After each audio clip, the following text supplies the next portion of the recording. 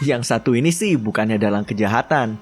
Selamat datang di Watch Mojo Indonesia. Dan hari ini kita akan menghitung mundur pilihan kami untuk 10 penjahat terbodoh yang pernah ada. Sebelum kita mulai, kami mengeluarkan video setiap minggu. Jadi jangan lupa subscribe dan tekan tombol bel untuk mendapatkan notifikasi tentang video terbaru kami. Untuk daftar ini, kita akan melihat pada para penjahat yang memudahkan tugas polisi. Nomor 10, Tony Fan. Butuh keberanian untuk melanggar hukum. Namun, Tony Fan, seorang penata rambut berumur 37 tahun asal San Francisco, melangkah lebih jauh dengan menyetir mobil curian ke pengadilannya. Fan dituntut karena memiliki sebuah mobil Porsche Carrera curian bernilai 1,7 miliar. Mungkin dia pikir tidak akan ada yang sadar kalau dia tiba di pengadilan menggunakan mobil Lexus curian.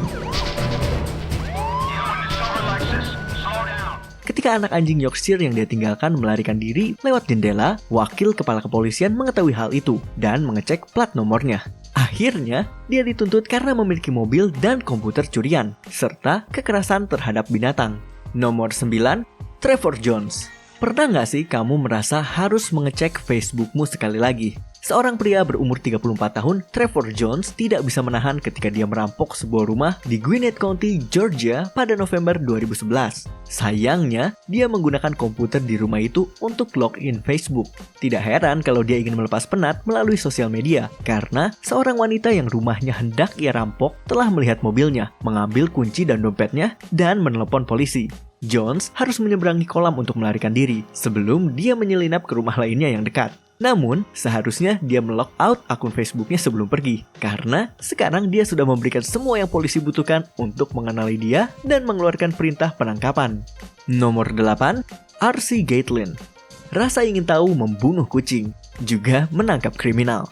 Pada tahun 1988, R.C. Gatlin bertemu dengan petugas polisi Detroit yang sedang menunjukkan komputer mobil pasukannya kepada beberapa anak-anak. Karena penasaran, Gatlin mendatangi petugas itu dan memintanya memberikan demonstrasi. Dengan sukarela, memberikannya SIM agar bisa melakukan background check. Polisi itu mengecek dan menemukan kalau Gatlin memiliki surat tuntutan yang luar biasa karena perampokan bersenjata. Namun, itu tidak lagi luar biasa ketika polisi langsung menangkap Gatlin di tempat.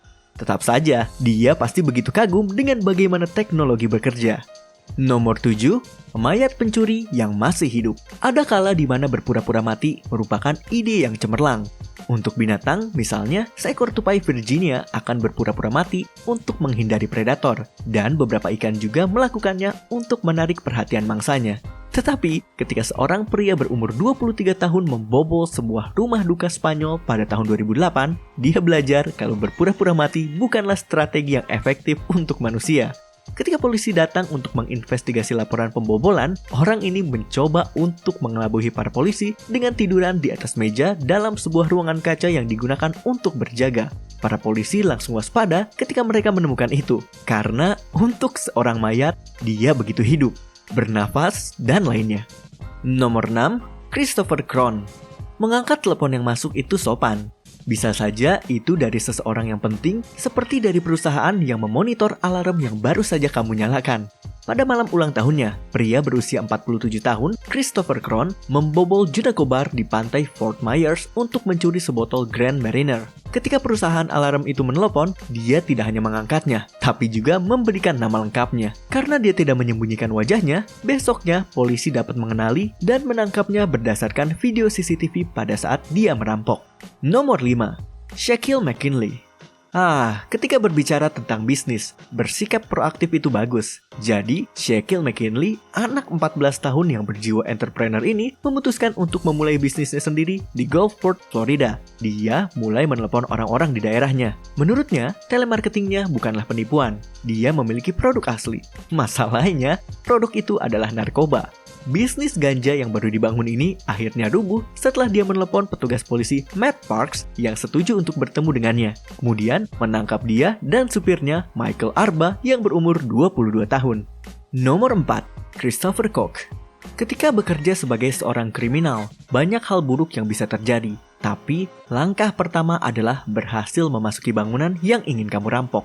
Pria berumur 28 tahun, Christopher Koch, seharusnya melihat jam bukanya dulu sebelum melakukan perampokan di Citizen and Northern Bank di Liberty, Pennsylvania. Mengenakan topeng ski dan sarung tangan, dia menerjang pintu. Hanya untuk menemukan kalau banknya baru saja tutup. Ya, tapi bank mana yang tutup di tengah hari kan? Saat Kok berusaha untuk kabur, pekerja yang ada di dalam menulis nomor mobilnya dan kemudian dia pun ditangkap. Nomor 3, Michael Anthony Fuller.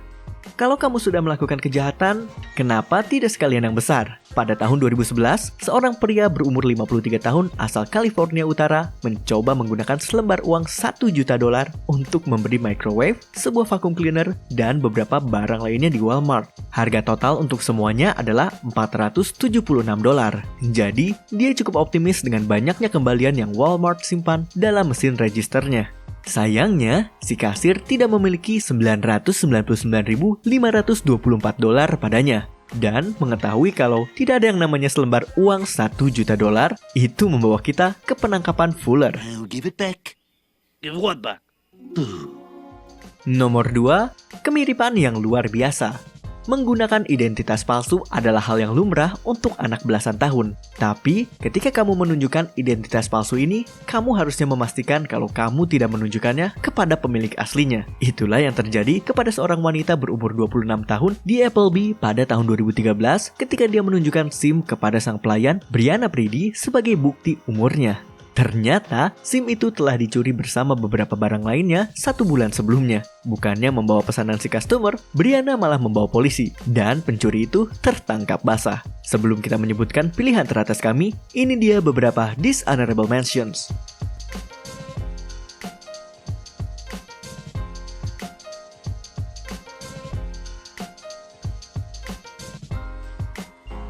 Nomor 1, MacArthur Wheeler. Ketika dia ditahan karena merampok 2 bank di Pittsburgh pada tahun 1995, MacArthur Wheeler merupakan orang yang sangat konyol. Logikanya luar biasa. Cairan lemon digunakan sebagai tinta yang tidak terlihat. Jadi, kalau dia mengoleskan wajahnya dengan cairan lemon, tidak akan ada orang yang bisa melihat wajahnya kan?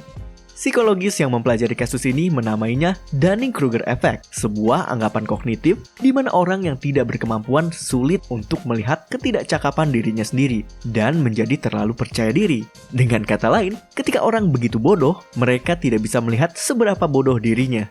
Apakah kamu setuju dengan pilihan kami? Cek juga video keren lainnya dari Watch Mojo Indonesia dan jangan lupa subscribe untuk mendapatkan notifikasi tentang video terbaru kami.